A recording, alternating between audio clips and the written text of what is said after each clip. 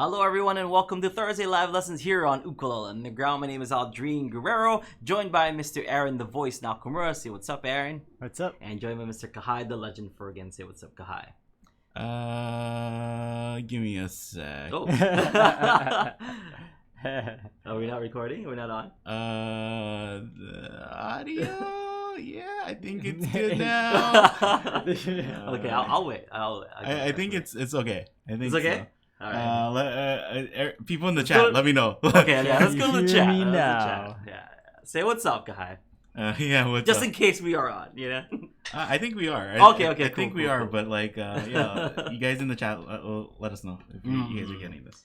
So this is Thursday Live Lesson. This is where we take any and all of your questions and we try to answer them as best as we can. So I try to answer your questions. I bring it into the discussion. Aaron and Kahai lends in their 2 cents and we come up with kind of a super answer just for you guys. So this is your opportunity to kind of basically ask us anything. If there's something that you're stuck in, or if there's something you're working on, something you want to improve, or you've always wondered, like, you know, how a certain thing works with the ukulele, or however a certain technique and whatnot, or if you just have like just a random question, you can always ask us that. We are live. We have a live chat, so make sure you take advantage of the live chat and just basically ask us anything. We go through as many, if not all, of the questions that you guys have on the chat, and also we get questions via emails and messages on Ukulele Underground and stuff. So we try to answer them all. So here we do this weekly, so we try to clear out our inboxes with all the questions, well, whatever questions we can knock out of the park and stuff. So here we go, Kai. Give me one. Well, we didn't. Instead of getting questions, we actually got a few student reviews. Okay. And it's kind of interesting because both of them, like I think they, Mark asked, taking a song to the next level, and then Renee asked, how can I improve this? So they kind of, it seems like both of them want to spice up their songs, their arrangements, and try to add a little bit more to their playing. Okay. Okay. So I saw Renee's one. You know, I just saw it now and stuff. What I have to say about that is, first off, Renee, good job. You know, by the way, like your rhythm has really come a long way. So for those people who are wondering, like, they're like, oh, we didn't even see it. Like, Aldrine doesn't, you know. So it's in the forums, I believe, right? Yeah. Like all the student review stuff is in the forums. So if you guys are interested, you can check these out. And what's cool is you can kind of look back at Renee's earlier posts and see some of the stuff that she's posted before, and you can fully tell like she's gotten a lot better with rhythm. So right off the bat, good job on you for getting better and overcoming kind of your rhythm problems and stuff. And it's really just playing more and kind of understanding, you know, like how rhythm works, kind of feeling it out for yourself and having your own internal rhythm. And I think her problem back then was that like she was so scared of like being off timing and off beat that she goes off beat, you know, just like, oh, am I doing this? And thinking about like kind of the strumming pattern, Yeah, you know, like as soon as you think about it. Yeah. And it's like, so she goes to like clubs and stuff, and people will tell her like, oh, it's, you know, it's like this or whatever. It's not like that. But you know what? Like, don't let people tell you what to do. Just like if you're on it with the down strums and stuff, if you're on the down beats, you shouldn't let people tell you like how to kind of strum a song, because you're doing it correctly regardless, right?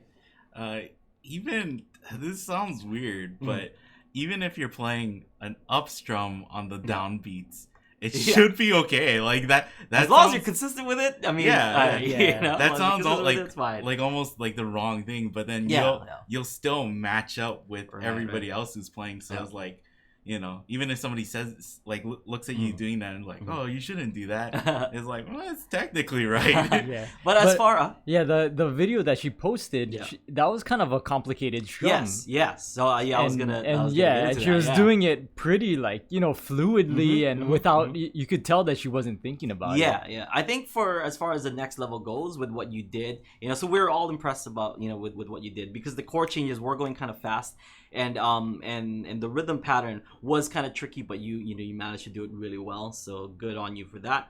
One thing that you could add is maybe like accents, because the way that you're strumming, like each kind of strum sounds and feels the same, but the chords are changing, and like that's kind of what lets me as an audience kind of hear like, okay, there's changes happening. But if you add like certain accents to some of those chord changes, it might, not might, but it will make a big difference, and it will kind of drive the song a little bit more. So instead of going, I mean, I don't know if those are the chords, but let's just say those are the chords. That's like no accent and stuff. But if you add accents to it, like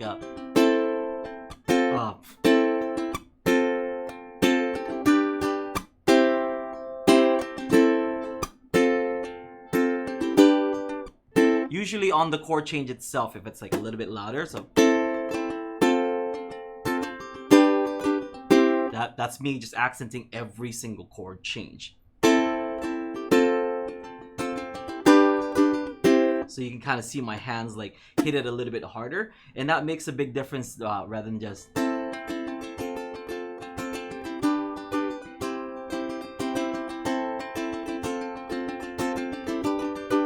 Which, it's fine. Like that sounds just fine. But if you are looking to kind of bring it to the next level, it's that. Or maybe add a little technique in there. If you're not, if you're like, oh, but the accents don't really match like in that song and stuff, maybe you could like make some things have an accent without making it louder. So you can like maybe do a roll, so.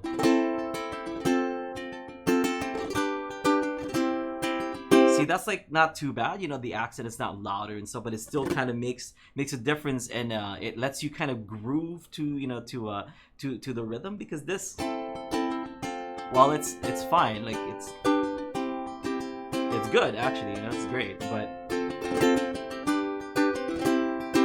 adding just a little bit of something there kind of helps drive home the rhythm patterns, and makes it not sound so kind of monotonous, at times and stuff. But not that there's anything wrong with it. So it's tough to kind of judge it, because it's good, like what you sent us is really good, but there are some things you can add there. I wouldn't add too much, so this is kind of the other side of this coin, where like I wouldn't add like a lot of stuff to make it too fancy, because if you go too fancy, then it kind of loses it sometimes. And I know it's it's a song with lyrics and singing, and you never want to kind of overshadow the lyrics and the words and the stuff that you're trying to say, with the song. So if you overdo it, or maybe you're over accenting things, that might be that might be a problem as well. Find the right balance between driving it home and adding some nice things in there, like nice little flourishes and whatnot. You have to find a balance between that and getting the main melody and the the message kind of heard through the lyrics. She said that she didn't know like when to add a chunk, and I actually think that's like a smart move, like not adding the chunk. Yeah, sometimes it doesn't need chunks. Yeah, because the chunk is supposed to kind of replicate like a snare hit, And can you like imagine that like that song with like snare drums, right? Like I think if anything, it would be like brushes. Yeah, the drummer using the like the brush on the snare or something, but not like a hard like hit like. And even if there was a snare hit, it wouldn't be a hard noticeable one. It would be just kind of a background one, or maybe like just like a soft like rim shot or something. Yeah. But that's why like I was thinking just roll so it sounds like that, like kind of brush on the snare and stuff, like that might be the solution. Not necessarily everything. Not everything needs chunks and stuff, and I know I abuse chunks a lot and stuff, but not every song needs it, and not in this particular tune. I wouldn't really add it in there. If I am, then it would be to kind of make it more lively, but I'm not sure if that's what you're going for, because this you can definitely add chunks to it, but I don't know if it'd be too much, because you can do you can do that and stuff, and that's not too much, I guess. Like that's that's kind of borderline. Like, okay, if you're gonna do that, then like the feel's gonna change entirely. Yeah. But her song, like it sounded like super like a personal, really close song. So kind of adding that that chunk. It's almost like if you're playing like a nice soft ballad, and then all of a sudden like electric guitar starts wailing. It's we're gonna transition to like something a little bit different, which you can if you want, but. Yeah, even Extreme had to put down their electric guitars to play more than words, you know. Well, I listened to the song and I was like, Aaron, check out Renee's thing and tell me like what is the song that this reminds me of. And then he's like, well, it's like the beginning is like Dust in the Wind. And I was like, it exactly. Like that's what I thought you were playing. Yeah. I was like, oh, that is exactly right. So yeah, like it definitely has that kind of feel like that it's more somber and like, you know, like low-key kind of. I mean, you know, there's beauty and simplicity too. So you know, at the same time, you want to make it interesting, but if you're adding too much things in it, then like, it kind of loses the like the feel of the song as well. And this, you know. Particularly in this case, like you don't want to do too much. You can, and I like that you're kind of thinking outside the box of like what else can I put in this. But editing is also a big thing. You know, you don't want to like add too much stuff. Yeah, you want to just edit a little bit. You know, a big skill. Yeah. As far as Mark goes, what's that? Her like even her strumming, like I like her strumming too. Like, but that was another thing I was thinking of, like. When you're like kind of showing the strumming and talking about it, you used your thumb first, like just your flesh of your thumb. And for her, she's like using her nail like all the time. So like even small things like that she can consider too, right? Like, oh, maybe this changes in tone. Yeah, I want to like soften it a little bit more, so I can use my thumb just to do this. So, and she actually had a question. Sure. So, is there a trick to getting my pinky anchored so I can? Well, I have a question about switching from picking to strumming smoothly. Is there a trick to getting my pinky anchored so I can do it more smoothly? So like maybe finger picking? Finger picking. Going from finger picking. Because you can pick and go into a picking by like kind of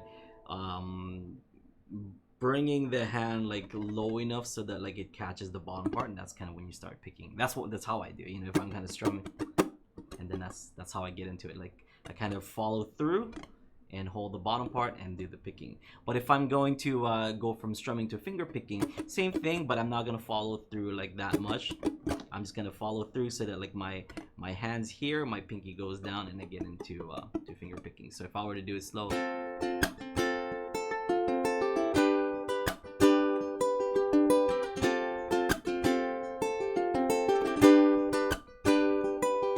And also a trick so is you're kind of keeping your pinky like in that area where it would be planted anyway.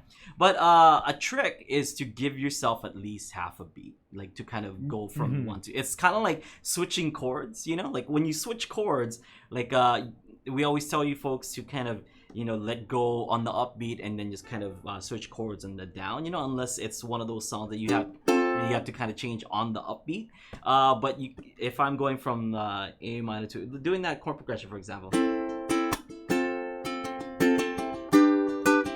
know what I mean? Like there's a part where like I lift up and I give myself time to breathe and change, and then the sound's a lot more fluid.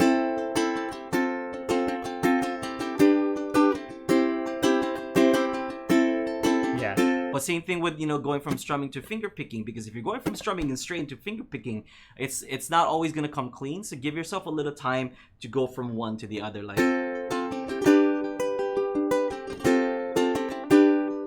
so, I gave myself like an eighth rest to kind of get into position and go straight into it.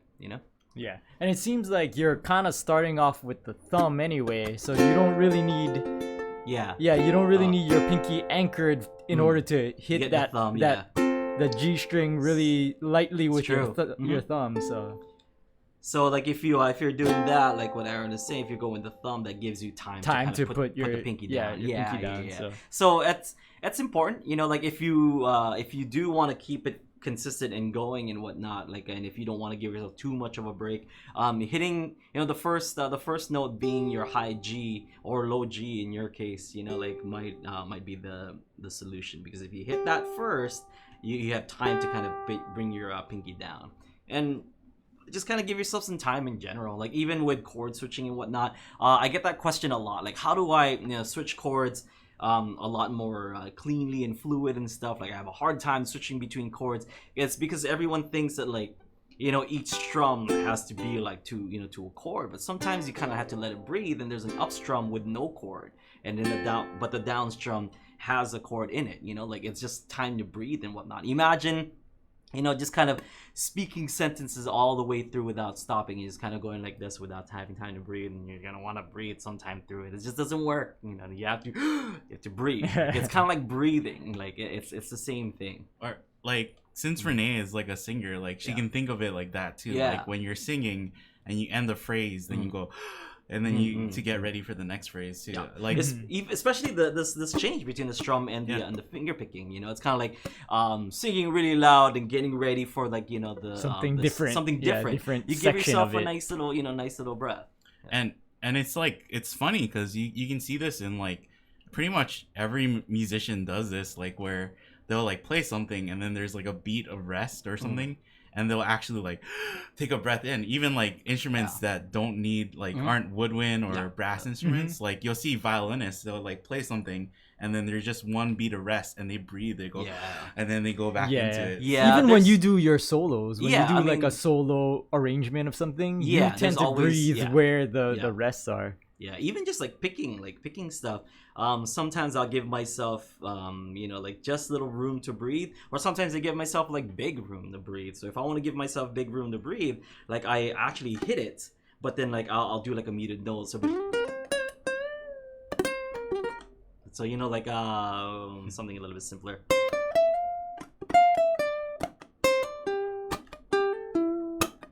Those times that I'm doing that is times that I'm letting the melody breathe.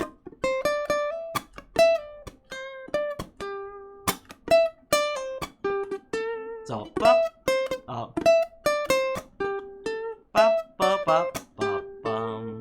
so like there's some room there. So those are two different phrases like at that point.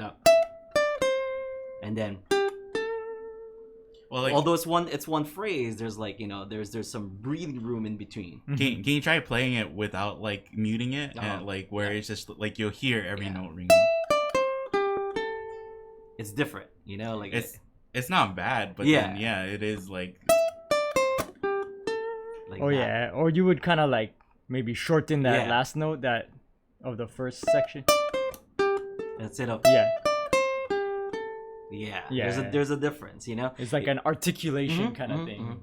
So, and it also depends, it depends what the song is calling for and stuff. If there's some songs that like, no, you got to play it like kind of all the way, without breathing. And that's like a thing too. Sometimes if I'm hearing let's see, Whitney Houston sing it, and but if she goes, and it's like, it doesn't work, it doesn't work. So there's some times where like it just has to go kind of long, Yeah. I think like people, it's kind of hard because I think people ask like, oh, so you want your right hand to be good or you want your left hand to be good, and it's like the easy answer is you want both your hands to be good. The hard answer, like the crazy answer, is you want your whole body to be involved in music, where it is like that whole like you're breathing to the beat, and it's like you don't have to think about it really, but like subconsciously, it kind of like you want your whole body sync to it.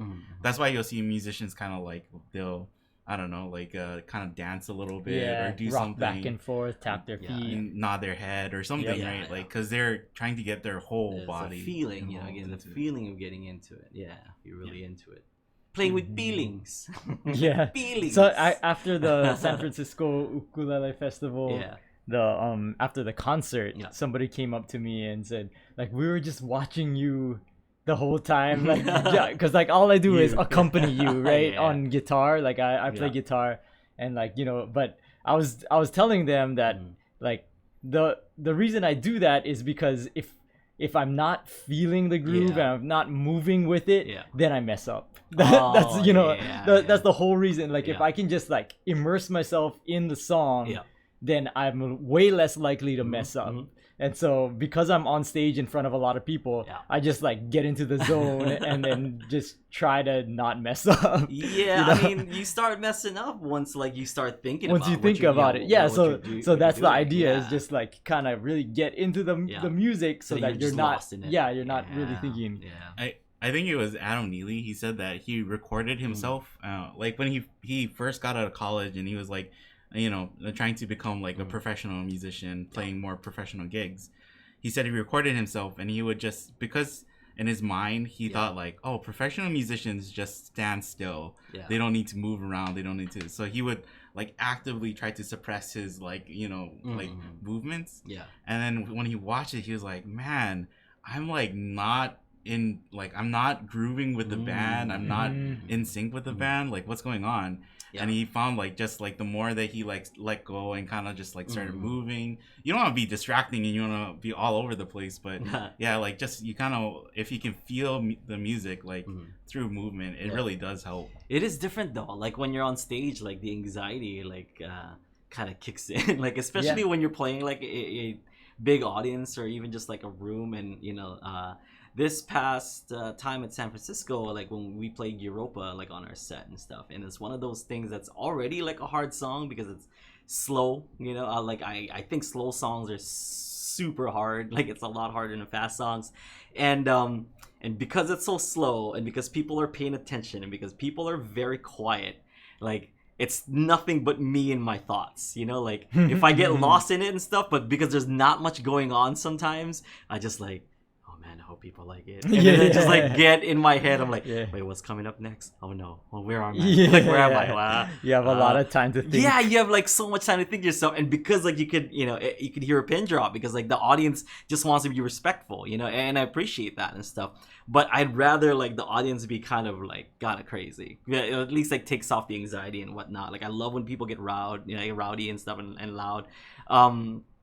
But it is nerve-wracking, so like to kind of to tell somebody like, no, just get lost in it, it's fine and stuff, we get it, you know, like we too like kind of get in our own heads sometimes, so don't feel bad. I think there's like a quote where like somebody said, I forget who, but somebody said like a okay musician is good with like sound, like a fantastic musician is good with like silence, right? Like comfortable with silence. It's nuts. Like sometimes because you think it's like 100 200 people like in a room and stuff, and it's completely quiet, and those 200 people are looking at you, you know, quietly. It really gets in your head sometimes, and I think it gets in my head, especially when we're used to people like clanking dinner plates. Maybe you know, that side too. We play at a restaurant / bar, so people are talking, having other conversations, and people heckling us and stuff. I love like heckling people. I love the heckling, I do, because it, you know, that means people are invested. You know what I mean? Like, if they don't want to heckle you, that means they don't care, like, what it is that you're doing and stuff. I love it. Love the heckling.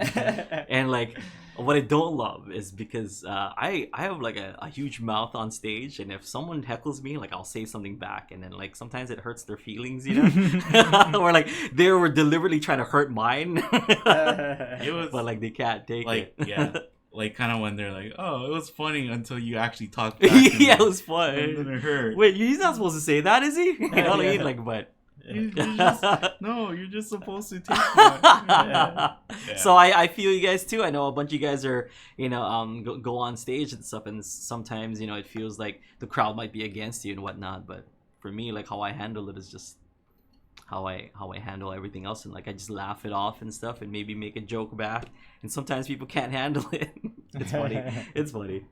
But yeah, I mean, the same kind of applies to, well, like Renee said that posting the video itself was kind of it's nerve-wracking. It's nerve-wracking. So yeah, it's and it never really goes away. No, it doesn't. You know? It doesn't. I mean, we've been in this business for about 20 years now, like, you know.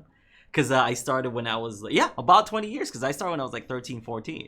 So, you know, now I'm like almost 35. So it's like, it's oh my one gosh, of those 20 years. One of those things where like the problems that you are experiencing It never will away. continue for the rest of your life. It's like but it's totally fine. You know, you'll be fine. Yeah, you you'll learn be to fine. kind of live with it. It's one of those. It does, like, every single time. Like, I can't count how many times I go to the restroom before we go up on stage. Like, it's just I get so nervous. It's like, what if I have to pee on stage? Like, what if it's like a 45-minute set? Can I hold it for 45 minutes? Like, it's one of those things that, like, it only has to happen one time, and it happened one time. And I think it was that time that we went up to Denver that it wasn't like a festival. It was just like us going as a show. We were just kind of putting on a show and stuff. And we were supposed to have like an hour and a half set. They're like, oh, just go however long as you want and stuff. And I think I only went on for an hour because I had to pee so bad. And ever since then, and I'm like, okay, I have to go to the restroom 5 times before yeah, it's like, don't drink stage. any water, Aldrine. It's like, but I'm so thirsty. And I drink, and I'm like, oh no, I think I have to go again. Yeah. And it's just like, but it's anxiety is what it is, really. Yeah. Like, it's not really that. It's just that I'm anxious. I'm like, oh man, I hope people like it. Yeah. And, But then also, like, there's the upside of it. Yeah. Like, you go through that pretty much every time. But the upside is, like, there's no better feeling than being on stage and, like, the crowd just cheering for you, so I wouldn't trade that for anything. It's a trade-off. Yeah. You could have a life without either of those things, or you could have a life with both of those things, It's true. Yeah, that's true. Yeah. That's true. It's cool. It's really like it's a nice high for anyone who's ever experienced being on stage and stuff and being cheered on and stuff. It is a nice high. I think it's good to like look back at like stuff you did and be like, could have improved this, or I could have, like, just look at like what you can do better. But then also, like, it's always like the things that you think are like, oh man, I played like a really bad show, or I didn't do so good. And then I think it's always worse in your head too, because like I know you guys have told me stories where it's just like, oh man, we messed up this song, and then like the next night, like, people are like, oh, I love when you guys play that song, right? Like, yeah, I tend to just focus on the positives now and stuff. Like, back then I used to think about the negatives and whatnot. Now I just think about the positives, and it's really kind of changed my my views on performing. And back then too, I used to think like, okay, I need this song on my set list and this, this whatever. Now it's just like, dude, what's fun? Like, like what do we play that like the audience gets to have fun? And so back then it's like, oh, I should play this, and then there's like a dip in there, so I gotta put like a slow song, and then I carefully crafted and stuff, like, okay, and people need to see my skills. Of course, people need to recognize the skills. I need to play this instrumental so people can recognize the skills and whatever. It's like all that, like this past time and stuff. We our last song was supposed to be Senor Victor. It was supposed to be like a big finish and stuff, but we I brought up all my friends, like, what, let's just do like Purple Rain instead. Like, it's not a technically whatever like impressive song, but it's a nice song that people kind of sing along. My friends can come up on stage and do harmony and stuff. It was just more fun. Like, I think about having like having fun and the audience kind of enjoying and having fun as well. Like, I'd rather have the audience sing along and have fun than them to be like, oh man, that's so cool that he did that. Like, Senor Victor is so cool.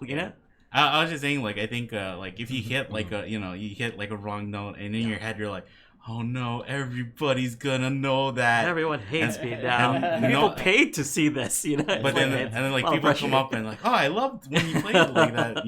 Like most times people are not gonna. Yeah. Like, it's just when you get in your own head that you kind of like. Yeah, and I think that too. Like, that was part of the anxiety. Is like, people are paying to see this. Like, we should give them a good show, right? Like, it should be perfect, right? They're expecting to see this, and this. But now it's like, I notice that people just want to have fun. Like, people just want to go and have a good time. And if you're having a good time, that rubs off on the audience and stuff. And it's really it's really cool once like you kind of click, you and the audience click that you're having a good time, audience is having a good time, and just nothing can go wrong. It's awesome.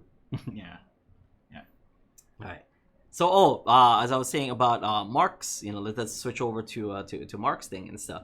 I would kind of give the same advice. I think Mark, you and your wife, like, at this point now, like, are kind of onto something. You guys got this really cool thing kind of going on, but you as a player, you want to kind of spice things up and whatnot, and that's cool. That's cool that you want to spice things up with your, with your playing. You want to kind of add some like some melody lines, and you want to add some pickings here and there.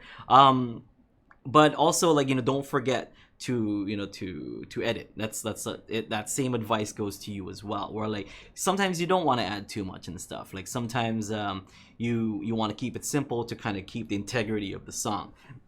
But I know sometimes you want to rock out. Sometimes you want to play the anime song, which has got like a cool little rock out part to it. But my advice to you is find stuff that makes the song work. If there's a riff that works, for the song, if there's a certain part in the song that's like super recognizable or very, very like unforgettable. There's like a very memorable moment like in the song that makes you go, man, that part was really cool. Like that's part of like kind of arranging a tune, like finding those those spots where like, oh, this part is really cool. This song really needs this note here or these notes here and whatnot, and just focus on those. I would say maybe pick less than 5 things, like to start off with. Pick 5 things. If it's like, okay, here's my priority list. Like it's like the lyrics, of course, like always, if not at the top and stuff, it's second to the top. Lyrics and melody line is always going to be that. Is there a riff, to it? Focus on that. Maybe 1 riff, 2 riff, that's 2 different things. Maybe there's a thing in the strumming that I kind of want to do, like that's it. Or I think it would count if there's something that you don't want to do. If you want to keep the rhythm the same, and it's like, the thing about the song is cool because the rhythm just kind of like stays consistent, and then it does this, it does this melody line. So keeping the rhythm consistent might be part of the thing that you want to add to it. So it's not like it's not necessarily adding fancy things, but also keeping things, like not fancy is one of the 5 things that you could add. So that's something to kind of think about. Or if there's like a bridge, like, okay, this bridge really needs to be there, and it needs to sound like this and whatnot. And that's kind of how you start to arrange a song and kind of take it to the next level. Which parts are absolutely like a must keep, and then which part is open to interpretation. And the open to interpretation part is how you take it to the next level, because you now have all these essential things that makes the song work, and then kind of doing it in your own style or executing it is the part that'll take it to the next level. Because like you start to put the pieces together where, oh, here's the melody line that I can't live without because this part is like, this melody line is iconic to the song or whatever, or is like this part. Imagine taking out the intro to like Stairway to Heaven, for example. Like you need that intro in order for it to be Stairway to Heaven. It's not Stairway to Heaven. So you have that intro, but how do you work it as as an individual? How do you play that to make your cover stand out? That's the part that gets, might need a little bit of diving into. You might have to maybe change the key sometimes, for it to kind of work better. But whatever you feel like is going to work for the song, that's what's going to give your stamp of approval. What's going to give your signature on the song, and that's kind of something for you to figure out. Yeah, Mark's 2 of Mark's songs are actually from movies. Yeah.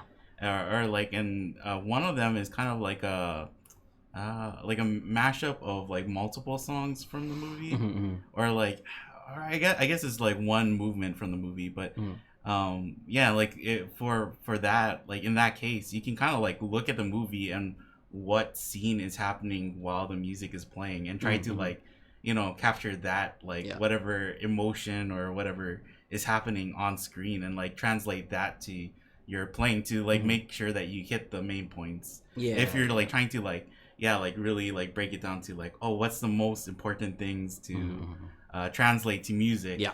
Then it's like these certain things. Yeah. So just that's it. I mean, it seems like a lot, but because it is a lot, like arranging songs is not like is not an easy task. So if that's where you are, like in your journey or playing wise and stuff, or learning the ukulele, that's kind of one of those that you have to keep working at. And it's like we're here to give you advice and whatnot, but that's part where like you have to kind of think of it so that you figure out what your own signature is, to kind of add to these tunes and stuff, because you don't want it to just be like, oh, I found this cover, so I'm gonna do it like exactly like this, like this cover, note for note and whatnot. So like for me as an audience member, if I know that cover, it's like, oh, he's doing that, like, oh, that's cool, I guess. Like that's fine. But the reason why like Aaron and I stand out and stuff, even though we do covers, is because we kind of add our own like spin to it. Even though if it's like a cover of a cover, like a a Kyle Creative Boys cover or something, we'll still add like little signatures here and there to kind of make it our own, or make it so that it's recognizable when we play it versus when the cover is being played. Yeah, I was talking to Mark like through email like about this stuff, because we were just like talking. Yeah. And like I told him that I think it's they're like both of them are doing like a really good job. And like with him picking the melody and Priya like strumming the chords behind it. And so I said like something that he might want to consider is, because like certain chords are like highlighting the actual melody, so he can actually like double up on those chords too. Like just either strum it once or like do an arpeggio through it to really hit that melody note too. And then you can kind of you'll match up with Priya, but Priya is doing such a good job with like keeping the rhythm. You don't want to do like every single chord, because you'll just be like doubling up the whole thing. But that's like something you can consider. And like even when Priya's doing like a certain chord, you can do inversions of those chords to make it more interesting too. Yeah, and the same advice that we gave to Renee kind of applies in this too, where like you want to figure out where you want to figure out where like to add accents, if you need accents, or a different technique, a roll, a chunk, a pull off, like a hammer on, whatever it may be, and you kind of have to coordinate with the with Priya, like when you guys are going to add these things, even if it's not part of the pattern, the strum pattern or whatever. Like if there's a part that needs to be accented in the song, there's a word that needs to be accented in the song, make sure that you're both there accenting that that one part.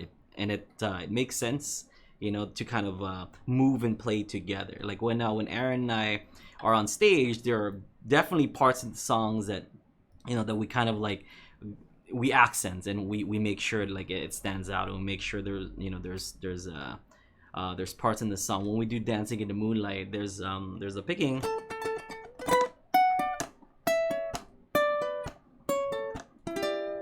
So that's the part where there's that part, and we accent the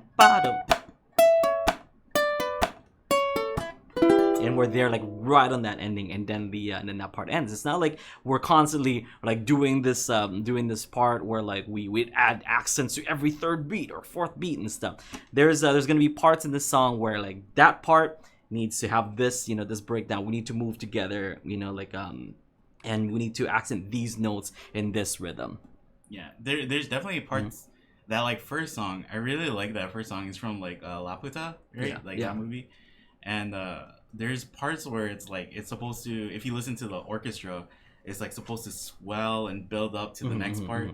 So they can definitely like think about that, where it's just like, oh, like how do we build up to the next part, and then coming in together where it's like our dynamics like land kind of in the same spot too. Yeah, there's like that song I really like too, and there's like a lot of cool things that they can do. Like I was telling Mark that if I were to do it, like there's one part where it goes like a G minor and it's supposed to go to an F, but he can actually play like, while Priya is playing the F, he can do like a D minor substitution, and that'll sound like, it sounds pretty cool. Like it's supposed to like instead of, or it's kind of the melody line, I think is supposed to go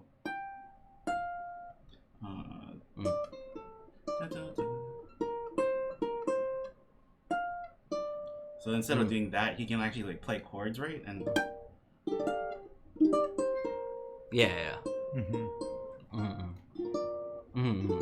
like and that'll like and those are like inversions and stuff that'll really like it'll boost it, but and then you're playing chords, but you're also playing something different from Priya, so it's not like completely matching. Inversions, and I mean like adding them to melody lines and stuff, that's still the same kind of the same, not the same thing, but within the same lines of like adding accents, because you're not only playing that melody line, but you're also like adding something to that melody line to make it like accented and making it sound different. Like these when I heard you play that line, the parts that stood out to me is the parts with the with the chords behind them and stuff. So it's kind of like that, where like those are the parts that that Kahai accented, and that's exactly what I'm talking about. It's not about making it loud or making it soft and stuff. It's about putting something there, because it's sometimes it might be loud, sometimes it might be the soft thing, but it's not necessarily that all the time. It might be something that you can add to it, like a chunk, a roll, a chord, or an inversion that'll make it stand out. And that's really all it is. It's just to find like the kind of waves, in the song. And like you kind of learn that stuff naturally, just like the more you play music. Yeah. Because even at the end of like that little part that I played, like it's supposed to be a D, but when I heard it, I'm like, I think it's like trying to be a D7 though. Like in I don't know if the orchestra version or like with other instruments playing, there's just supposed to be like this, it's compelling it to move back to that G minor, right? So you wanna I think instead of playing like a straight D, it helps to play a D7, especially if it's just you playing the ukulele. Like the more you can kind of push towards moving in that direction for that particular case, it feels like it should go there. And it's kind of when I was like playing that, or when I was figuring that stuff out, I wasn't like thinking like, oh, okay, so it makes sense to use this chord and to go to here. It's just like I just played what I thought would work, like what naturally works, and what like other songs I was like, oh, okay, I know this other song kind of uses the same thing, so I can use it here. So it's just like stuff you kind of figure out just the more you play and the more you get used to it. And I mean, taking it to the next level like has many meanings and stuff. And I know that's one of our taglines for Ukulele Underground, but that that is part of it, because we try to give you guys the tools to kind of take it to the next level. We'll teach you like theory and these like techniques and whatnot, some stuff that you could add to to songs and arrangements of songs to take your playing to the next level. And at this point, something like what Kahai did with the chords in it and stuff, that's like taking it to the next level, like making those little subtle changes that'll make it that much better. And working with your rhythm player is definitely gonna make a difference. Yeah, it's like doing that kind of stuff too. I think like people see it and they're like, oh, it seems so complicated and stuff. Yeah. But it's like super fun, and it's just like when you're just like sitting down and you're kind of like playing out a melody line, or you're playing out like almost like the skeleton, right? Yeah. Then it's like you have like a paint by numbers, or you have something where it's just like you can see where everything is supposed to go, and you just start like scribbling in and adding stuff. So. Yeah, and like when people are like starting out and stuff, and they come to me for like, oh, like how am I doing, or give me like some kind of review and stuff. When I know that it's like obviously an arrangement that somebody made stuff, like my question is always like, okay, so whose arrangement is this, so that I can kind of see like how they're playing it, and like the difference between how they're playing it in yours and stuff. So and I can always tell the students that are kind of like are making their own arrangements, because like I'll hear something and I'm like, that sounds pretty cool, or like maybe I'm teaching this person like long enough to know like what their signature is already, and that's like a really cool feeling, because there's a bunch of you folks that have been kind of showing me your own arrangements and stuff. I mean, and Renee is definitely one of them. Mark is definitely one of them and stuff. They are starting to kind of like find their voice and find their signatures and things that whenever I hear things from them, I can always tell that it's kind of like their own. It's really cool. It's a good feeling. Yeah, good feeling. And I think like with Mark and Renee, it seems like too the like those Mark and Priya and Renee too, like they find like songs that they like, and then they might learn like, oh, okay, these are the chords that are supposed to be played today. But you're just taking those basics, and then you're like, I'm gonna start like just adding what I want to it. Like you get the basic Lego set or whatever, and then you can just make whatever you want, right? Like you just start adding to it. So I was I wrote a song recently and stuff, and I think I was telling you guys, so like, oh, it's a cool song, but it just wasn't me until I added that bridge in there. Like I added a bridge, which like scratched that itch, because like it's an okay song. Like it's a song that I wrote called Chocolate Fontaines. If you guys want to listen to it, it's on my Instagram, like a little preview and stuff. But the part that I showed in the preview didn't have the bridge. And I listened to it. I'm like, yeah, that's a cool song. People like it. And I'm like, yeah, it's nice, but I feel like it's not true to what I do or who I am as a writer until I wrote or added that bridge in there. And I'm like, okay, that's it. I'm good with that, So there are little signatures that I have that I want to add into stuff, and I feel like it didn't have my signature in it until then. You like when you were first doing that song, you said like, "Oh, I want to emulate like a Mario Kart song." Yeah, right? yeah. And it definitely like feels like a Mario Kart Yeah, song. then it just started too much like a Mario Kart song. Yeah. It didn't sound like an Aldrine song at all, And then like at one point, like at the bridge, you can tell like, oh, okay, this is like Yeah. Aldrine like putting in, like what he would normally. Here it is for some people. Like I'll show you guys. So if whoever have kind of seen or have played Mario Kart before, if you guys have played Mario Kart 8, it's Toad Harbor, like that I was basing it on and stuff. I can't play Toad Harbor right now. I forgot. I figured it out a while back, but I forgot it. But it's like this kind of happy tune. And so my main melody goes.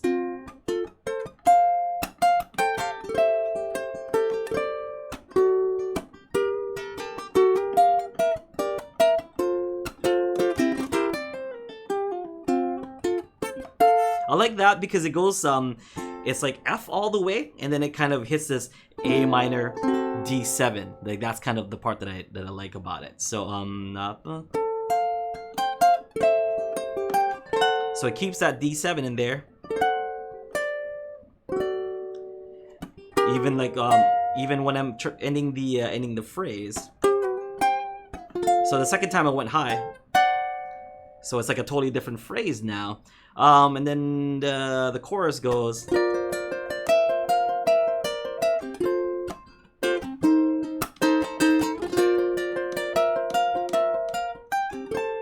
But it just sounds super bubblegum, like, and in the chorus, there's like two choruses.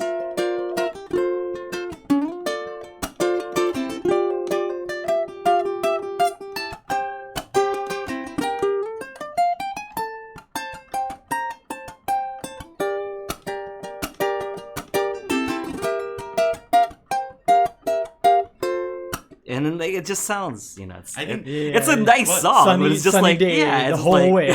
Exactly. But if you think about Mario Kart songs, like they kind of do that on purpose, right? Because you're like not supposed to be thinking about the music. Yeah, you're supposed to be driving, and then it's just like, oh, the music is kind of nice in the background. Yeah, so so it goes like on that second chorus, it and it goes. So the C7, and then it brings it back. Like that's kind of my thing. But the second time, so it goes around again, and the second time it goes then I'll hit like a minor. I'm like, oh, now we're getting somewhere. It's now like, it's an Aldrine song, But then I still wanted to keep it kind of like in the video game sense, and I'm like, I love Mega Man. Was add Mega Man everything. Yeah. Yeah. Go back to Old Faithful. It just gets kind of this kind of Mega Man-y.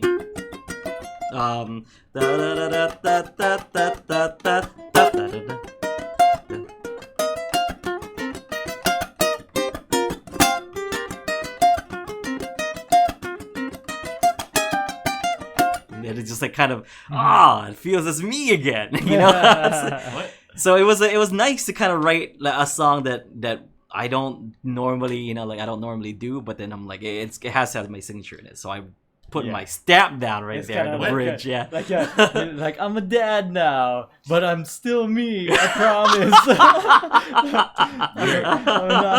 Instead of buying like a new car, like a supercar, you just write songs. That's what you go into your midlife crisis. That's my midlife crisis. I'm still cool. I'm still cool. I can still hang. I can hang with these young kids playing their playing their song.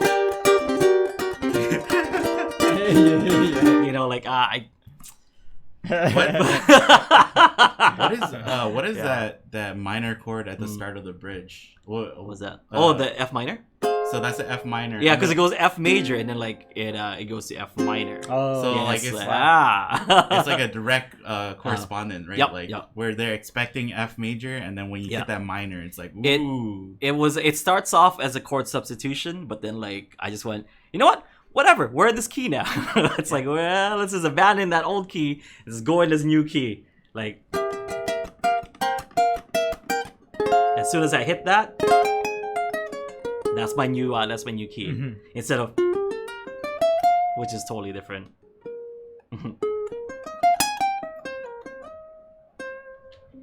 Yeah.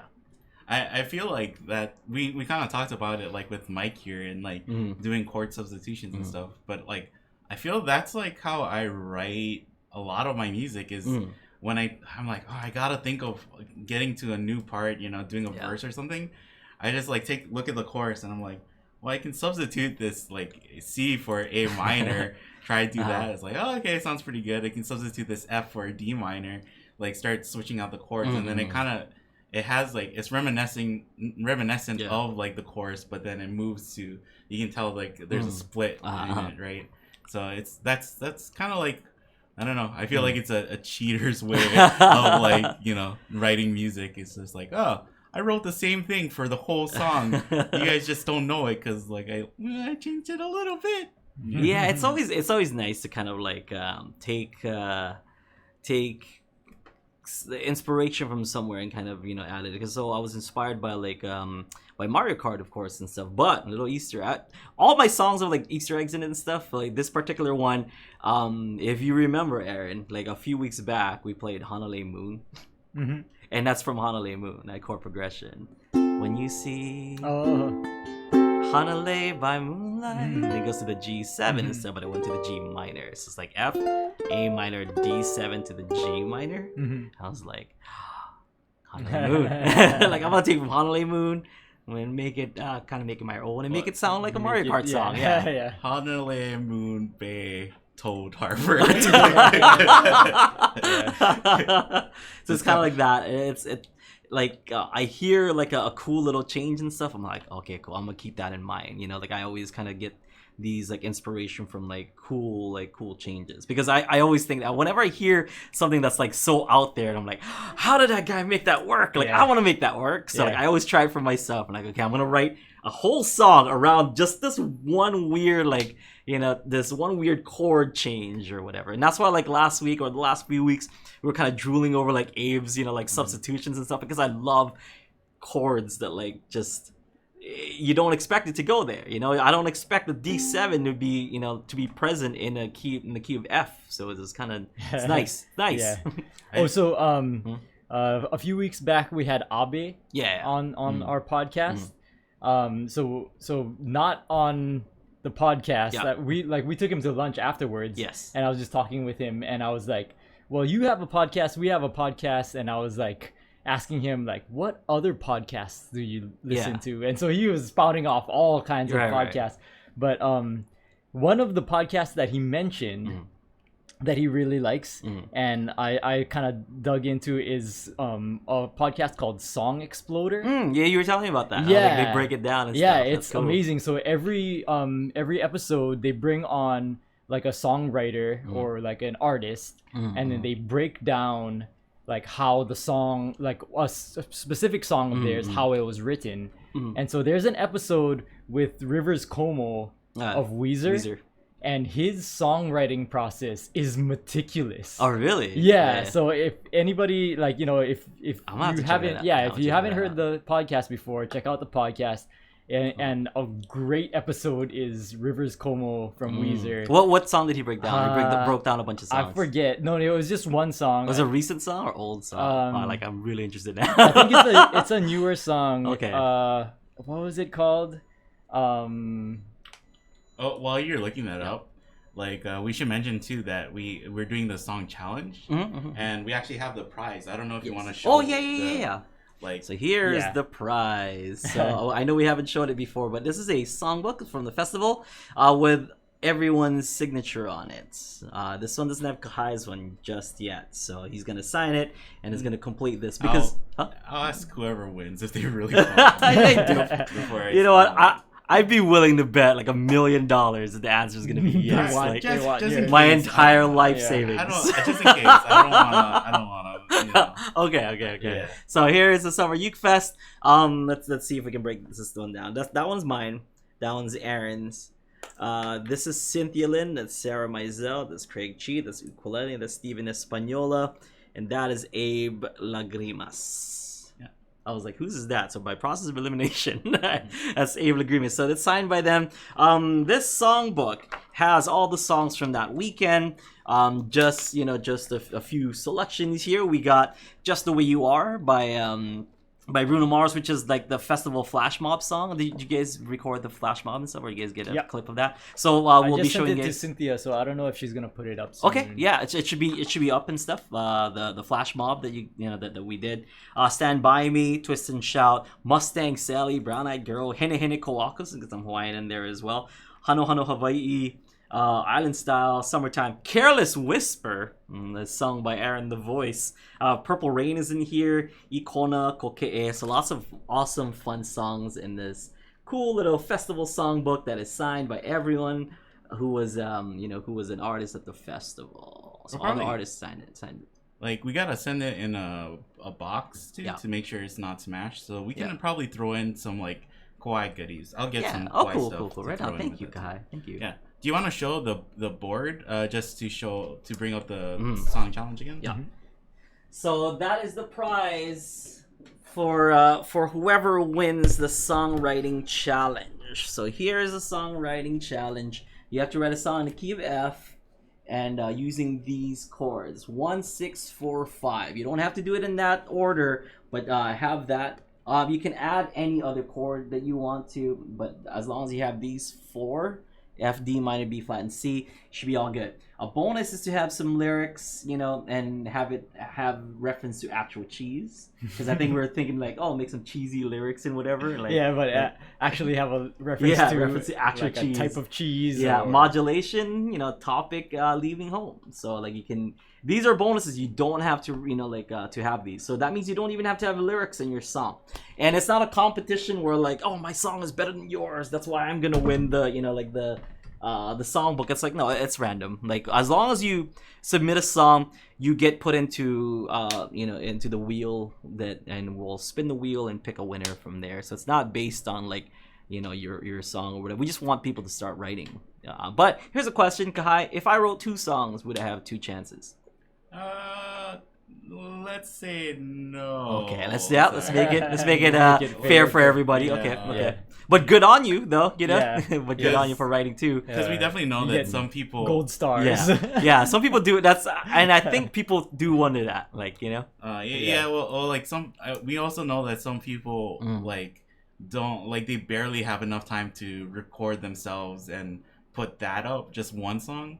So it's like, don't we, like that is the minimum. If you that's I kind of made it in the post. I said if you do like lyrics and you do all that other stuff, like we'll give you points in our books, but it's not gonna add to the like overall score or anything. It'll just be random. Yeah, this is really cool. So I had these, and one was supposed to be mine, but I'm giving mine away. So this Thursday live lesson 1, this is my personal songbook. I only had 2 of these. I was giving away one to Aloha Friday Live Jam. And you know what? We can't let you guys, not win one. So this particular one that you guys are gonna win, this is my personal copy.